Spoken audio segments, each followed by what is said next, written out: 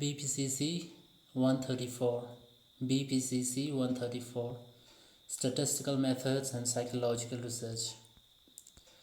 So today we'll deal with the first block of statistical methods and psychological research. So let's have a quick review of the table of contents. Block 1, Research in Psychology. It has got 2 units, Psychological Research and Introduction to Sampling. So we'll cover up the psychological research, and then if the video is not very lengthy, then we'll deal with Unit 2, Introduction to Sampling.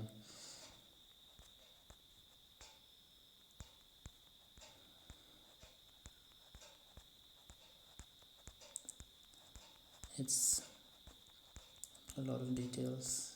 Okay, so block 1 has first unit and second unit. So first unit is Introduction to Research in Psychology. It is research in psychology. So it has definitions, goals, principles of psychological research, ethical issues in psychological research. So we'll deal with definitions, and then the second topic will be ethical issues in psychological research, and the third one will be deductive and inductive methods, statement of the problem and formulation of hypothesis, descriptive research, hypothesis testing, one-tailed, two-tailed test, and errors in hypothesis testing, constructs, variables, operational definitions of variables. So there are vast topics in this unit. So let's deal with them one by one. Let's have a quick glance over the block introduction. Dear learners, in the first semester of this program, you must have developed a fair idea about basics and principles of psychology as a subject area. In the fourth semester, one of the courses you will study is statistical methods and psychological research. The main objective of this course is to acquaint learners with basics of psychological research. So the main objective of this course, this BPCC 134, is to acquaint the learners with the basics of psychological research and statistics, and to introduce the learners to psychological testing. Thus, this course we will cover psychological research as well as statistical methods. So it's about this course is about psychological research and applied statistical methods in this research. To provide an overview of this course, the course structure is divided into 4 blocks. Fine. So we are going to cover first block today. So let's read the first block. In the very first block of this course, we will introduce research in psychology. The block is divided in 2 units. Unit 1, that is titled Introduction to Research in Psychology, and Unit 2 is titled Introduction to Sampling. Unit 1 will mainly focus on the definition, goals, principles of psychological research, as well as ethical issues in psychological research. The deductive and inductive methods will also be discussed. So basically there will be goals and definitions of this psychological research will be dealt with, along with the ethical issues of psychological research will be covered up in this unit, and deductive and inductive methods will also be discussed. Further, the statement of the problem and formulation of hypothesis will also be explained. Okay, so this unit will also cover descriptive research, hypothesis testing, one-tailed, two-tailed tests, one-tailed and two-tailed tests, and errors in hypothesis testing, constructs, variables. Okay, fine, we have already read this, I think. So let's go ahead with the unit 1. Block 1, Research in Psychology. Okay, so we have started. Where does it go? Introduction to Research in Psychology. Unit 1, Introduction to Research in Psychology. So objectives. After reading this unit, you will be able to define psychological research and discuss its goals and principles. Describe the ethical issues in psychological research. Explain deductive and inductive method. Discuss the statement of problems and formulation of hypothesis. Describe descriptive research, hypothesis testing, one-tail, two-tail tests and errors in hypothesis testing, and elucidate constructs, variables, and operational definitions of variables. Introduction. There are a number of problems and issues in the society that can be directly and indirectly related to human behavior, be it aggressive behavior in terms of road rage, bullying, or even cyberbullying. Overindulgence in social networking, lack of effective communication and interpersonal relationship, suicidal ideation, and so on.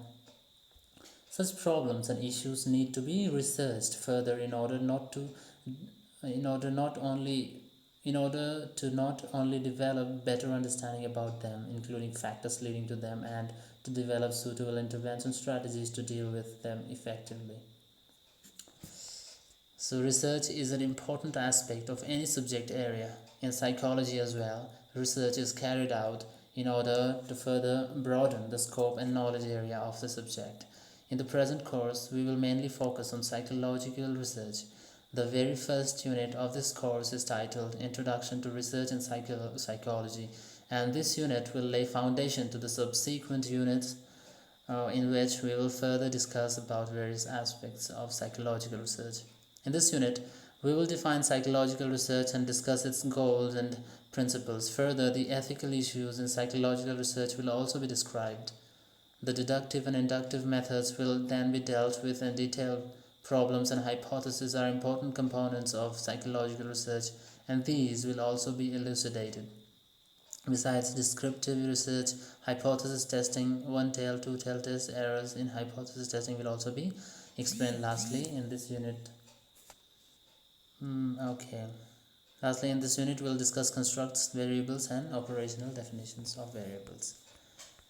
Okay, so there are a number of issues in the society, basically behavior related means there are behavior dysfunctions in the society today, and it has come up like problems in behavior in society, uh, like aggression and bullying, road rage, fightings, overindulgence in social networking, lack of effective communication and interpersonal relationships, and suicidal ideations. And there are so many such problems going on in the society today, and therefore such problems are issues and it has to be dealt with, researched on it, so that uh, they are better learned and understood by the researchers, and solution could be determined, or some strategies which are very suitable can be also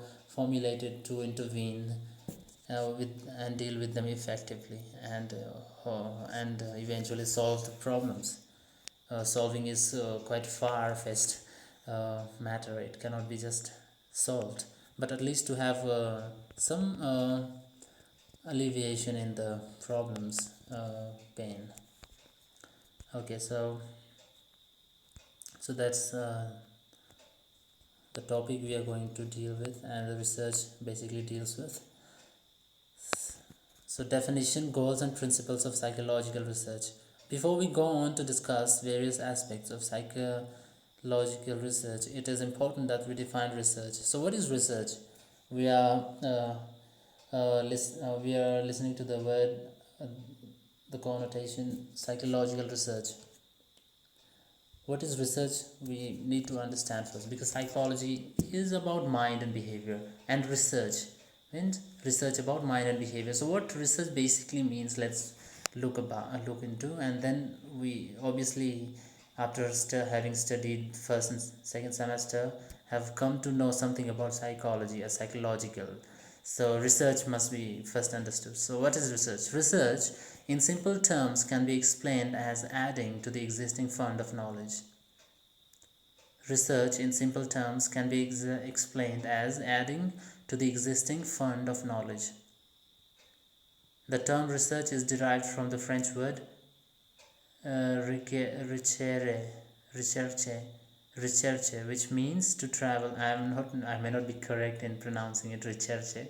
I have not done research and ascertained the right pronunciation for it. That is why I'm liking research. Anyway, so it's a researcher. Let's say call it researcher. It's a French word, which means to travel through or survey.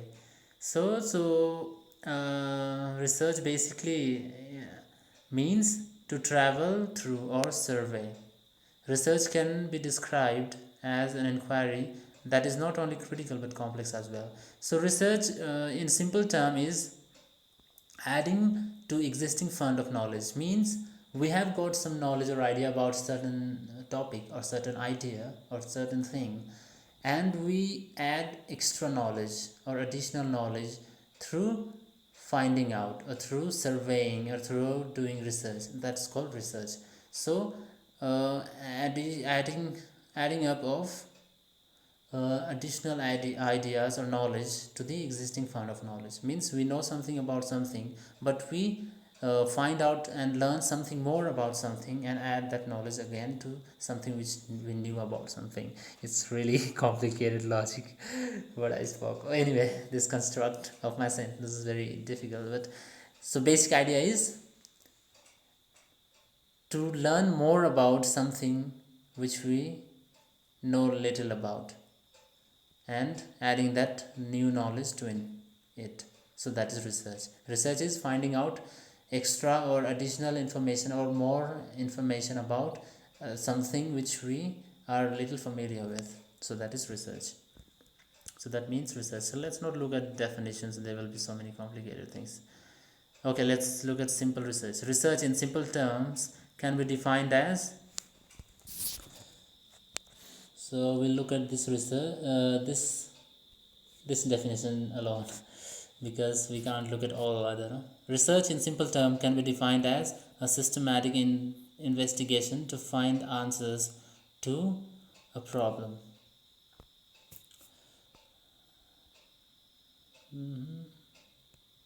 To problem.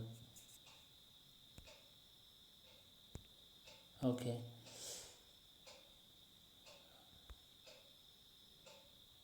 So that was the definition. So we basically have understood research means to adding of extra knowledge or additional knowledge to the existing fund of knowledge. Okay. Okay, so some of the key points in the above given definitions are research are as follows. So there are some key points from the definitions for the research. Okay, the first one is it is systematic in nature. Psychological research is systematic as well as scientific in nature and follows a pattern and scientific process. It is important that research is carried out in systematic and scientific manner so as to ensure that the outcome of the research can be relied on and researchers have confidence in the outcome of the research. So research is you basically or usually or mandatorily or importantly is systematic. So it has to be systematic in nature. We cannot just have it slipshod done, right? Done slipshod in a slipshod manner. So it has to be systematic and scientific process because it's scientific process. So data analysis and recording will be done in it anyway, so that the outcome of the research can be reliable. So second one is it is objective. So what is objective? Objectivity is a significant characteristic of any research and care needs to be taken that no subjectivity creeps in so that the internal validity of the research is maintained. Thus, the subjective beliefs of researchers should not interfere in the research process or the outcome. Rather, the focus need to be on reality that is objective in nature. Okay, so objectivity is very important in research. No? So subjectivity should not creep in into the internal, so that the internal validity of research is maintained. Hmm? The subjective beliefs of researchers. No, so researchers' subjective beliefs should not be the cause of interference in the research process. Means sometimes some researchers may have some biases and subjective beliefs. So those beliefs and biases should not interfere in the process of research. because the outcome of the research should be based on the objective reality, no reality, not in beliefs. Therefore, research is objective. Third one, it seeks answer to certain problems. So, psychological research is carried out with an objective that needs to be clear and specific. There could be certain problems and issues that the researchers may come across and may seek answers to. Okay, so psychological research is carried out with an objective that needs to be clear and specific. There could be certain problems and issues that the researchers may come across and may seek answers to. Okay, so any research is conducted to ascertain the answers to certain problems and questions, and to solve them, research is done. So research is basically done by the researchers who are looking for the answers for the questions. Okay, so it seeks answer to certain problems. Fourth, with the help of research, generalization can be made and theory and principles can also be developed. So based on the research findings, generalization can be made. Further, based on the findings, theory and principles can also be developed. So after the research is done and the findings can help in generalizing the uh, case or the topic or the finding, and through those findings, theories can also be developed and principles can also be developed, right? Like when first learned helplessness was also discovered, it was done based on research or lab testing, and after finding the outcomes, they uh, developed the theory of learned helplessness, and the principles also were attributed to that finding. So with any research, generalizations can be made, because we cannot have each and every person evaluated uh, in order to make generalizations. Therefore, testing is done, like sampling, and research is done on them, and generalization is made based on the findings. Okay, next, the goals of psychological research. What are the goals of psychological research? Why do we do? The main goal of psychological research is to comprehend human and animal behavior. Okay, so that must be remembered. So the main goal of psychological research is to comprehend human behavior and animal behavior. But since we are human and we mostly deal with human problems, behavioral problems, let's say to comprehend human behavior. So main goal of psychological research is to comprehend human behavior and animal behavior too. And the more the researchers are able to decipher human behavior, the more it will benefit the society in general and individuals in specific. For example, developing a better understanding about aggressive behavior among youth can help develop suitable intervention. Let us now look at certain specific goals of psychological research that are discussed as follows. Okay, so first goal is description. This is one of the prominent goals of research that involves description of behavior in a systematic manner. Description involves information about what exactly is happening in a situation, where and with whom is it happening. In description, a certain phenomenon or event or issue is identified and reported. For example, safety behavior of employees can be observed and described. So description involves what? Information about what exactly is happening in a situation and where and with whom it is happening. So it describes what's happening, where it's happening, and with whom it's happening. Like, for example, safety behavior of employees can be observed and described. Like how an employee is following or abiding by the safety behaviors and is engaged in safety behaviors, and can be described. That observation can be described. So that is description. That's the main goal.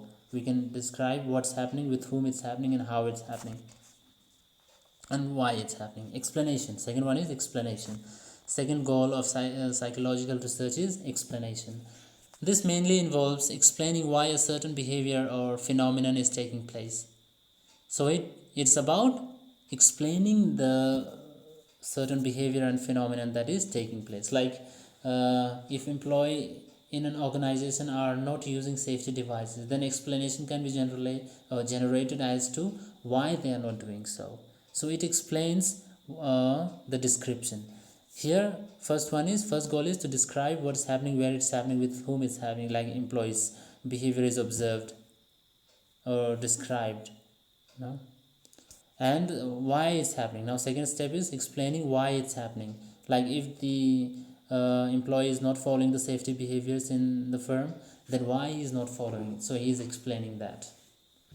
So second one, that was second goal is explanation. First goal of the psychological research is description, second one is explanation, and third one is prediction. So what is prediction? Yet another goal of psychological research is prediction. Based on research, certain predictions can be made about the behavior under study. In prediction, the factor that may be correlated or related with certain behavior or phenomenon are identified. For example, predictions are made with regard to why employees are not using safety devices based on previous research and information. Predictions are made with regard to why employees are not using safety devices based on previous research and information. So here we predict, no? Uh, Based on the research, we make few predictions about why they may be behaving in certain way or this way, in this particular way.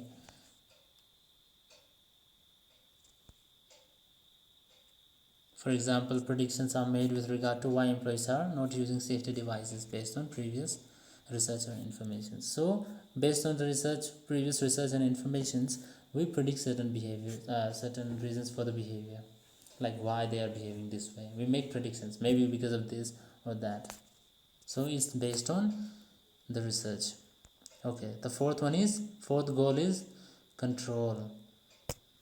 Control is also an objective of research which involves bringing about a change in the behavior with the help of a suitable intervention strategy. For example, uh, suitable intervention strategy can be developed to promote use of safety devices among the employees. So here we are in control. The fourth goal of psychological research is to control, no, the behavior with help of suitable intervention strategies. So after the previous steps like describing, explaining and predicting, now we're trying to control that behavior with suitable strategies based on the research findings. So we make some strategies based on the findings made through the research, and try to change the behavior of the employees or the subjects. Fifth one, the application.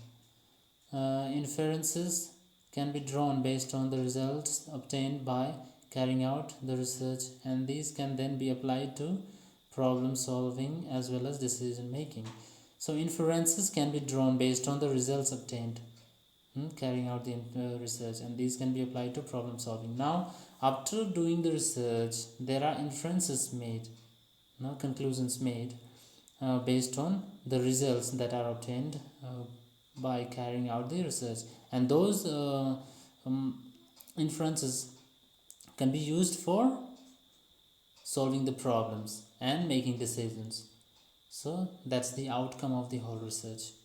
So how many goals? What are the goals? First one is description, second one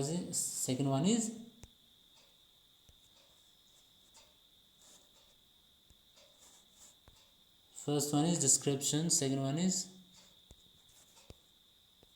explanation, third one prediction, fourth one control, fifth one application. Okay, now next 1.2.2 principles of psychological research. Now we'll look at the principles of psychological research. A good psychology, just a minute. We've gotten 24 minutes video, so at 30 we have to skip and make second video. Okay, principles of psychological research. Okay, a good psychological research is systematic and scientific in nature. So if a psychological research is to be good, then it has to be scientific and systematic, no? Okay, so it also needs to be valid as well as verifiable and replicable. A good psychological research needs to be logical as well, and it should be possible to make generalizations or develop theories and principles based on the research outcomes. Thus, a research could be carried out to systematically and scientifically test certain hypotheses and theories, and this is done by controlling the influence of extraneous or confounding variables. An adequate psychological research needs to have the following characteristics. So, if psychological research has to be very adequate or reliable or good, then it has to have the following characteristics. So the characteristics are given here. These are the characteristics. First one, then second one, this way. Okay, first one, the purpose and objective of the research need to be stated in clear and specific manner.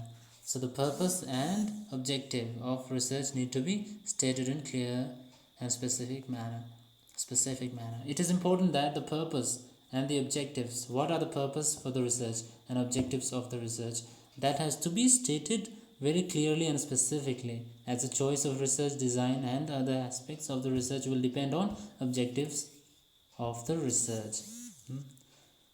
So because when we do a research we have to design it, so those designs will be based on the objectives, no? What are the objectives and what is the purpose of the research? If we know the purpose and objective of the research, then we can plan and design what should the design of the way of proceeding be, no, should be, how one should go about in the research, the sequences, agendas can be prepared. So therefore the purpose and objective of the research need to be stated in a specific manner. That is first principle. Second principle, in order to ensure objectivity, the research procedure need to be planned adequately. So in order to ensure objectivity, the research procedure need to be planned adequately. So any research need to be adequately planned. So we have to plan the research adequately. We can't have an ad lib there, no, impromptu. Even while building a house, a plan is to be drawn that is followed. In a similar manner, while carrying out research as well, a plan is to be drawn. That is the reason why often a research proposal or a synopsis is created that provides details about the problem, objectives, hypothesis, sample, research design, tools for data collection and data analysis. All these are plans. So these are adequate plans. So we make how to have what are the problems, what are the objectives and hypotheses, samples, then what should be the design, research design, then tools for the data collection and data analysis. So these are planned. So second principle is the research we have to ensure the objectivity. The research procedure need to be planned adequately. So the research procedures need to be planned adequately. That is second principle. Third one, research design need to be approximately selected based on the purpose and objectives of the research. Now, research design needs to be appropriately selected based on the purpose and objective. So now it's about research design. What is the design of the research? That has to be based on the purpose and objective. So before that, see, we had first principle was to have the purpose and objective. Second was to plan. No, research procedures need to be planned. And third one is research design need to be appropriately selected based on the purpose of the and the objective. Now after planning, what should be the design? The proper design has to be the suitable design has to be selected according to the purpose and objective of the research. So research design provides a structure to the research, and it is important to adequately select a research design based on the statement of problem stated in the research. Suitable selection of research design can ensure high internal validity. So research design provides a structure to the research, okay, and therefore it is important to adequately select a research design based on the statement of problems stated in the research.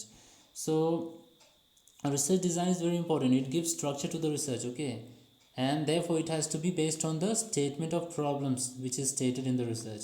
What are the problems, and based on that the design has to be made. The suitable selection of research design can ensure high internal validity.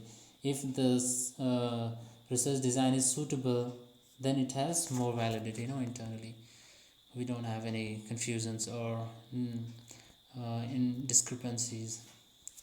So the last one is appropriate tool need to be used for data analysis. Now, for it about now after all the objectives are ascertained, purpose is done, the procedure, research procedure is planned. Now the research design is also ascertained and applied, and then appropriate tool need to be used for data analysis. Now data analysis is an equally important aspect of psychological research, and again, based on the purpose and objective of the research, suitable techniques of data analysis need to be employed. So data analysis has got a set of tools, no? How to analyze the data. So it has to be based on the purpose and objectives of the research. So after knowing after underlining or underscoring the purpose and objectives of the research, we have to ascertain or apply the suitable technique of data analysis. Okay, so these are how many? One, two, three, four principles of a reliable or authentic or good psychological research. Okay, now we'll study the steps in research process. Steps in research process. There are various steps that are involved in a research process. These are described as follows. Step 1. Research idea need to be developed. So there are steps to research process. Okay, it's a process. Research is a process. So it has also got steps. There are many steps. Step 1, then step 2, then step 3. There are 3 steps. Step 4, step 5, step 6. There are 6 steps. And they are quite long, so we'll have just a glance of all of them.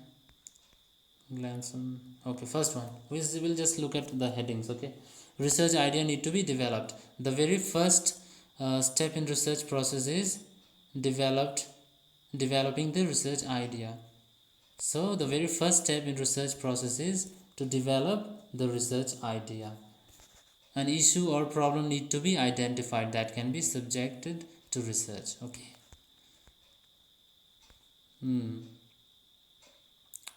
A researcher wants to study caregivers of chronically ill patients. He or she may first go through the review of literature, identify relevant variables, and then may come up with a topic. For instance, resilience, psychological well-being, and adjustment among caregivers and chronically ill patients. So these are the issues and problems that need to be studied in a research. So likewise, we have to first ascertain the problems and issues that need to be the subject of the research. So research idea need to be developed. These are the ideas. What are the issues and problems that has to be studied in the research?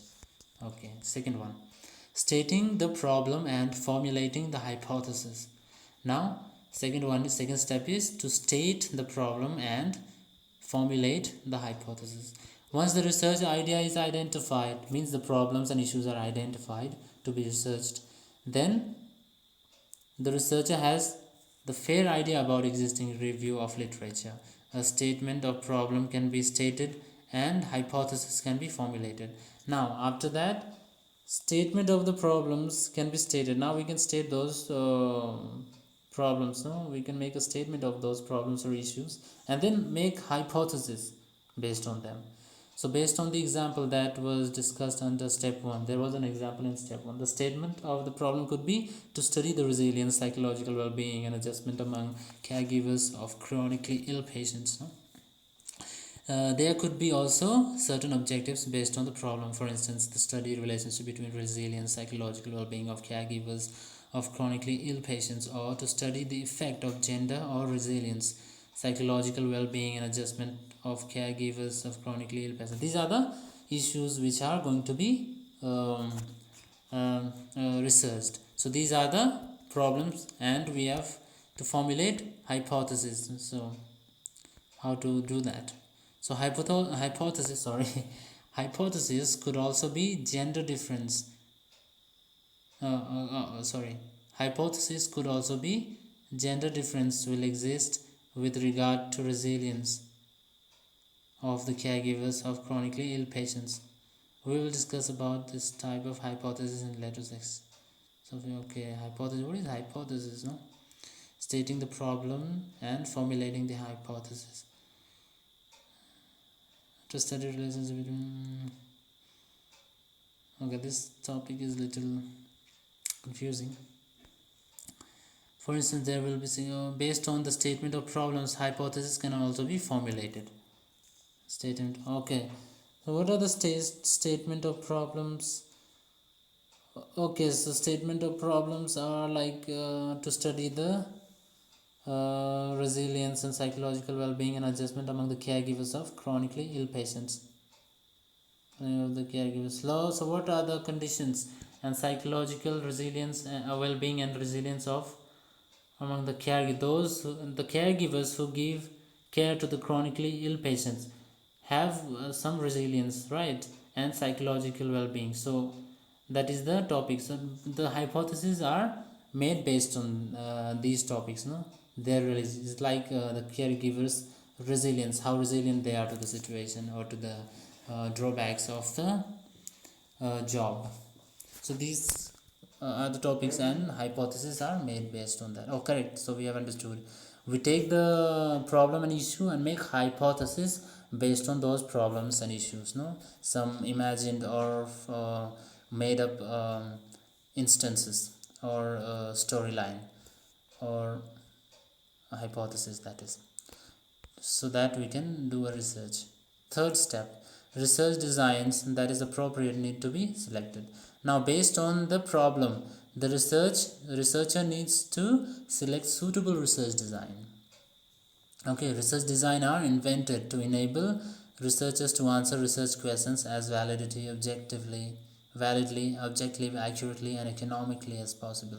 Research design not only helps to obtain answers to the research problem but also helps in variance control. That includes maximization of true variance. So research design which is appropriate needs to be selected based on the problems and hypotheses made. Okay, so third step was to design the research. Okay, research design, there is a table given. How is it? The first column says serial number, then research design, true designs, description, independent variable can be manipulated, high control. Okay, so let's skip this because it's a table. We'll take the, because this is how the research design is made. Design can be independent, we can make our own designs also. The faulty designs, independent variables cannot be manipulated as they have already taken place, low control. Okay, quasi experimental design. So these are various types of designs. So this will skip this because it's given in table and it's difficult to explain. Small and designs, small sample, in-depth study on soldiers have post-traumatic. Oh sorry, कहाँ पहुँच गया, बहुत दूर चला गया, रुको. So these are examples. Okay, so these are research design differently. Okay, fourth one, data collection. So first step in psychological research is research process is data collection. So once the statement of problem is stated, hypothesis formulated, and research design is finalized, one can then move to the next step, that is data collection.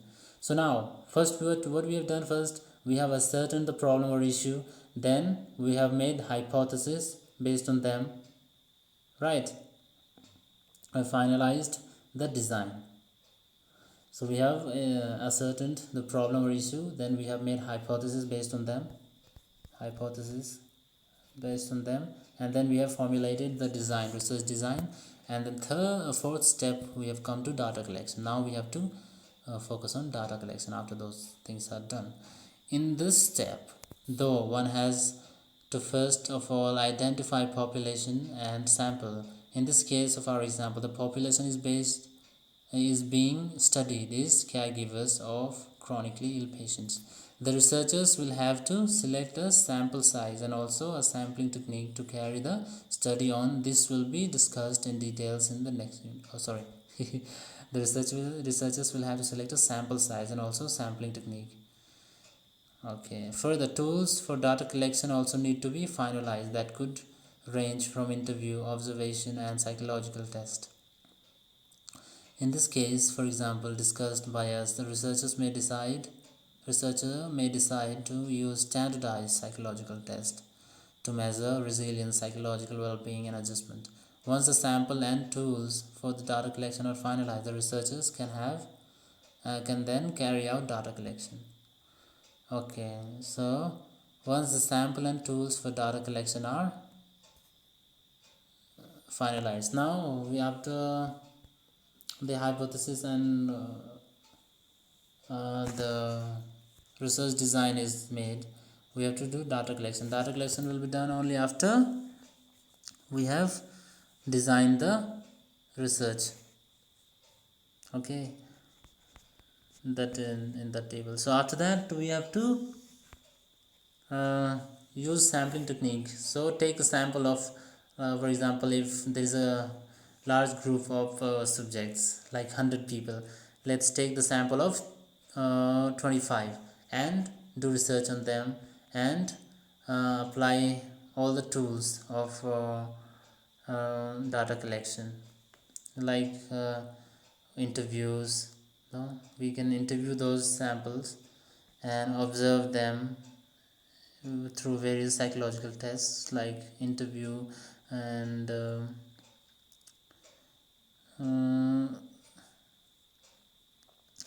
casual observation, no, lab observation, and drawing tools. With all that, then data are collected. So the fifth step is data analysis. The data thus obtained in fourth step will be subjected to data analysis. Now which data the data we've got has to be subjected to data analysis. Data analysis can also be qualitative or quantitative. If the researcher employed interview or observation as the method of data collection, then the data will be qualitatively analyzed.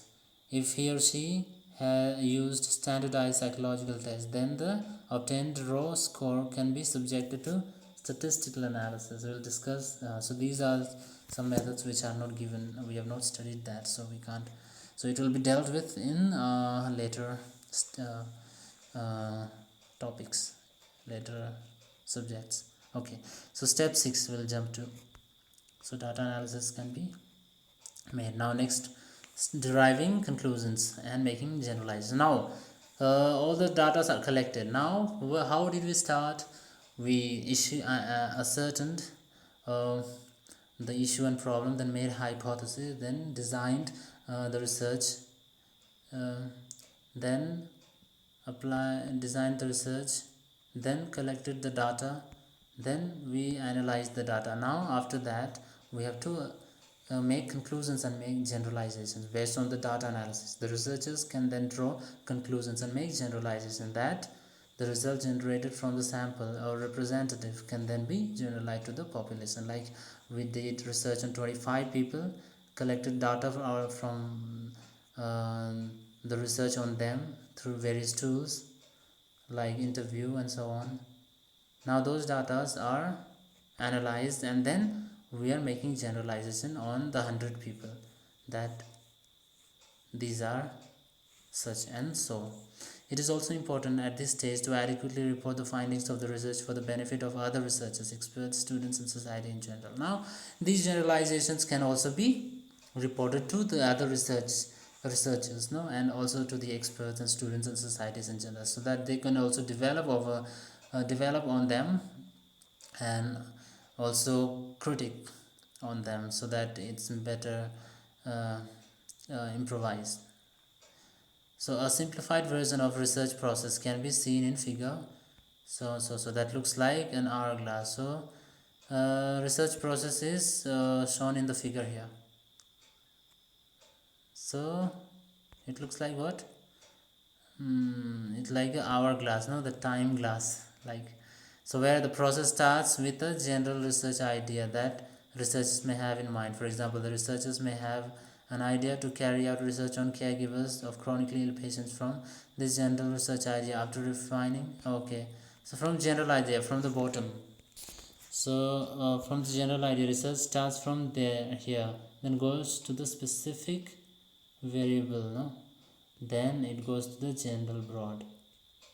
So we start from here, like we ascertain the problems and issues and make hypotheses. The first one is the hypothesis, this one hypothesis we make, and then did do research on them, then go to the next step, that is data collection, and then analyze the data and then make generalizations. So these are the steps involved. Okay, so this is cleared. So these were the steps. First step in research process was research idea need to be developed. Second one, state the problem and formulate the hypothesis. Then research design that is appropriate need to be selected. Okay, research design, then data collection has to be done, then data analysis, then derive conclusions and make generalizations. That's it. So that was the step in research. Now, very important topic, and that is ethical issues in psychological research. So there are certainly some, in any field of study, there are ethical issues. Okay, whatever we study, be it in business or in economics or in psychology or in science or in maths, not maths, I am not sure about it, but in science or in any society based studies, we have issues ethical issues ethical issues are there. So there are ethical issues in psychological research also. So we'll be studying ethical issues in psychological research. Okay, so research in psychology is necessarily carried out on humans and animals, and in this regard, it is important to follow certain ethical issues while carrying out research in order to ensure that they are treated in respectful way. So since we deal with human and animal behavior in psychology, and we do research on humans and animals, we have to make sure that certain ethical issues are followed in order to ensure that they are treated with respect. So when we do deal with human beings and animals, respect is very important. We have to respect them. It's not that they are our subjects in the lab and we can do anything we like with them. No, they have rights, human rights, animal rights, right? So we have to respect them. We can't just do whatever we like in any way with them. So we have to make sure that we do whatever we do with them respectfully. So these are ethical issues. We have to deal with them ethically. So before we go to the discuss various ethical issues, let's look at two of the experiments that raised questions related to the ethics in research. Okay, so there were two research in history which has raised a lot of questions related to ethics in research. So let's look at them. Okay, as a research was carried out by John Watson in order to study whether emotional responses are learned. The study was carried out on a young child named Albert. So, there was an experiment on emotional responses that are learned. That was the topic. On Albert, he was a young child. In the study, Albert was repeatedly exposed to a white rat. Initially, he did not show any negative reaction to the white rat. However, when the exposure to the white rat was accompanied repeated with a loud noise, Albert displayed negative reactions to the rat. Further, as the study continued, Albert displayed negative reactions towards stimuli that were similar to white rat, like white rabbit and fur coat. So, in history, there was an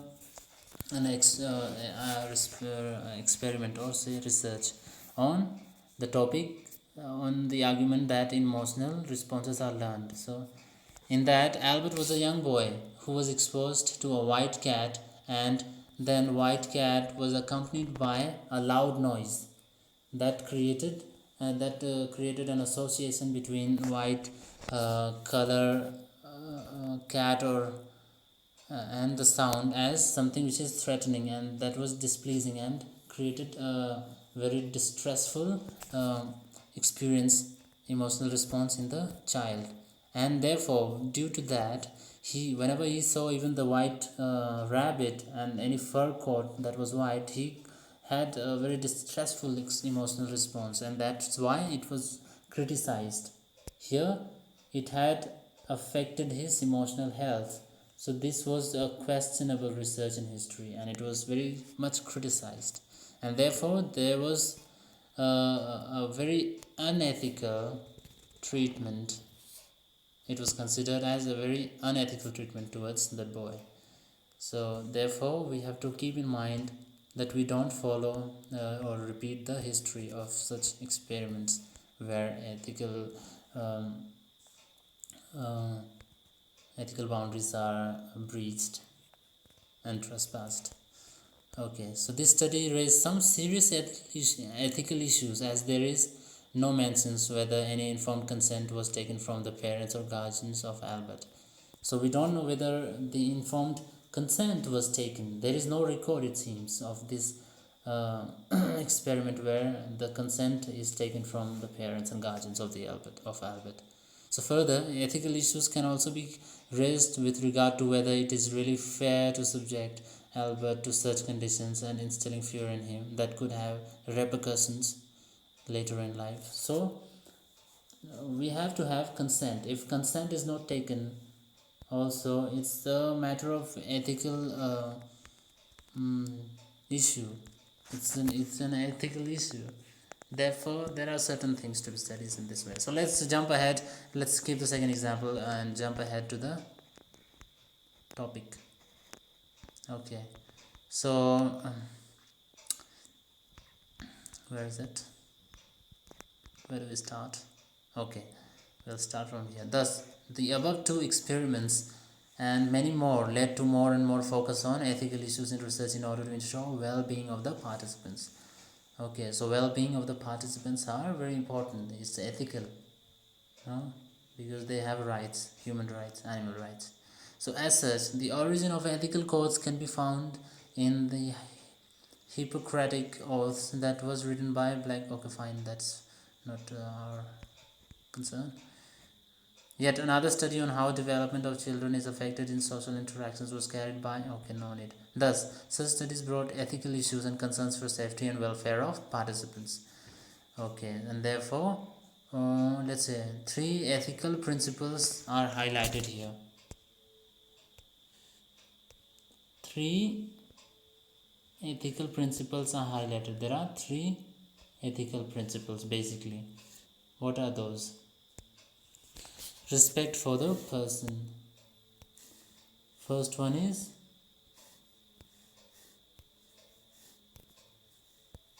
respect for the person. Second one is beneficence, and then justice. First one, respect for persons, recognizing the autonomy of the participants and protecting those with lower autonomy. Okay, now we have to respect the person, and that is to recognize the autonomy of the participant and protect those with lower autonomy. Okay, so we have to recognize the autonomy of the participant. We have to respect their autonomy. They should not be forced into any research or any kind of experiment. They have to be autonomous. No, if they will, they can deny the experiment. Therefore, we have to give them full freedom. So we have to respect their autonomy. Then second one is beneficence, maximizing benefits and maximizing any harm, and minimizing any harm and risk to the participant. So we have to also ensure that the experiment benefits the participant, and in no way it harms them, and if it harms at all, then that harm should be minimum and with the consent and with his awareness. The risks to the participant should be minimized. Okay, the third one is justice. Fairness in terms of who receives the benefits of research and faces risks.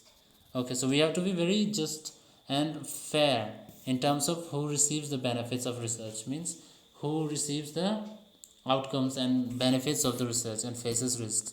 We have to be very just in that. So responsibility, who takes the responsibility of the research and who gets the benefit, all that.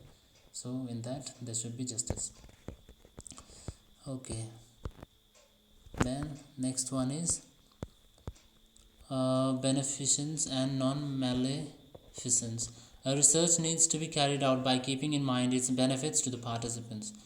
Beneficence, and it should be ensured that the participants are not subjected to any harm. Maleficence. Okay, so the participants should be always benefited and there should not be any harm to him. So any risk to the participant is to be identified and eliminated, and if there is any minimal risk, the participants need to be informed about the same, and their consent for the participation in the research needs to be taken. Okay, so if there is any risk also in the research, then participants should know the risk, and if he consents, then we can involve him in the experiment. So make sure that the participant is always benefited and no harm is done. Okay, next one, privacy and confidentiality. In any research, privacy and confidentiality of the participants is to be maintained. Okay, the research needs to be taken adequate care to ensure that the identity of the participant is not revealed. Okay, so we have to ensure that the participant's identity is not revealed. So participant's identity is hidden. You can't divulge it to any source, outside source. For instance, an employee may participate in a certain research being carried out in his or her organization, but may not want other employees to know about the same. So confidentiality is equally important in as is privacy, where information and details regarding the participants are not shared by the researchers with others. So it should be a private matter. And if the participant consents that okay, my participation can be revealed to others too, then it can be done. But always naturally or automatically, first preference is that it's not revealed. So that's the natural way, the usual way it should be, that it's private, it's not revealed, and if it has to be revealed, then it has to be with the consent of the participant. Okay, the third one, the next one is anonymity. Okay, anonymity denotes that even the researchers may not be able to identify the participant. In anonymity, the participants may have objections to others knowing that they participate in the research, but may have no problem with their performance dealing being okay. Now anonymity is that even the researchers may not be able to identify the participant. It will be hidden from him. His identity, the participant's identity, will be hidden to him, but his reactions and his um, um, performance in the experiment can be learned by the researchers or with others, but not his identity even to the researchers. That is anonymity. So nobody knows the participants. Anonymity. Okay, next one is informed consent. Okay, now informed consent is consent means if the participant consents for any procedure like divulging of his participation or letting others know about his performance or about his identity. If he consents to that, then it can be done. So that is about informed consent. So discussed earlier, the participants need to be informed about the details of the research, and that is done by taking informed consent from the participant. According to the knowing consent of individuals to participate as an exercise of their choice, free from element of fraud, deceit, similar unfair inducements and manipulations. Though with deception is used, psychologists obtain informed consent. Mm, any consequences with regard to denying the participate in research will with or withdrawing from the research will also need to be explained in the informed consent. Okay, so informed consent is the participant need to be informed about the details of the research. Means all the agreements, like after the signing up, the participant has certain things bound to be doing, and certain things can be skipped, or certain things can be examined or re-asked, re-requested for consent. All those things. So details of the research is first given to the participants before he is involved in the research. That is informed consent. Okay, fine. So there is okay. Okay, this is cleared. So this was ethical research. Oh, sorry, ethical issues in psychological research. First one, respect for the person, beneficence, justice, beneficence and non-maleficence, privacy and confidentiality, anonymity, informed consent. Okay. Now we'll study deductive and inductive method. This is 1.4. Deductive and inductive methods will deal in our next session. Okay, because deductive and inductive methods are two important methods in research, and these are discussed as follows. Let's deal with it. Let's see how much it goes. So first, deductive method. Deductive method is also termed as a top-down approach or method of explanation verification. It mainly involves testing of a theory. Based on a theory, hypotheses are formulated, then that are then tested in order to validate and invalidate the theory. The focus of this method is on cause and effect relationship between the variables. Deductive methods mainly rely on the quantitative approach to research, though in certain situations qualitative approach may also be employed. Deductive method is more structured and less time consuming when compared to inductive method. In deductive method, a large sample size is taken in order to facilitate generalization of the results. Okay, so in deductive method, large sample is taken and that is deducted to the common, and it facilitates generalization of the result. Okay, now inductive method is also termed as bottom top approach method of discovery. So deductive method was top to bottom, and inductive method is bottom to top approach or method. It mainly involves deriving a new theory. This method usually starts with a research question that is aimed to specify the scope of research. The method mainly involves exploration of a novel phenomenon, event, or studying the phenomena event from a new perspective. In doing so, inductive method may make use of qualitative method of research. Inductive method is less structured and more time consuming when compared with deductive method. Inductive method is less concerned with generalization and focuses on comprehending the context of the research. So therefore, so far what we studied above here was based on deductive method. So in deductive method, generalizations are made usually, and inductive method we don't just concentrate much, or we are not concerned with generalization, but we focus on comprehending the context of the research. So it's a very long process, and it's not designed and takes a lot of time. So inductive method takes a lot of time. It's bottom top.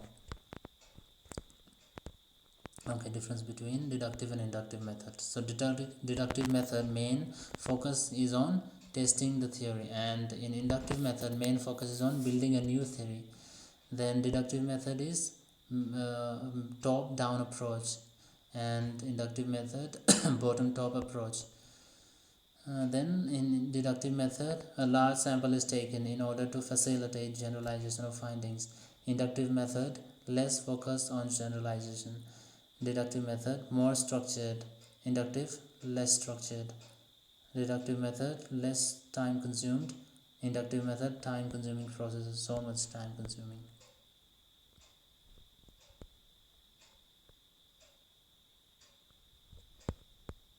Okay, so this is all for today, for this session. The next topic will be for statement of the problem and formulation of hypothesis. That will deal in our next video. Okay, so we'll mark up. Okay, it ends here. Thank you.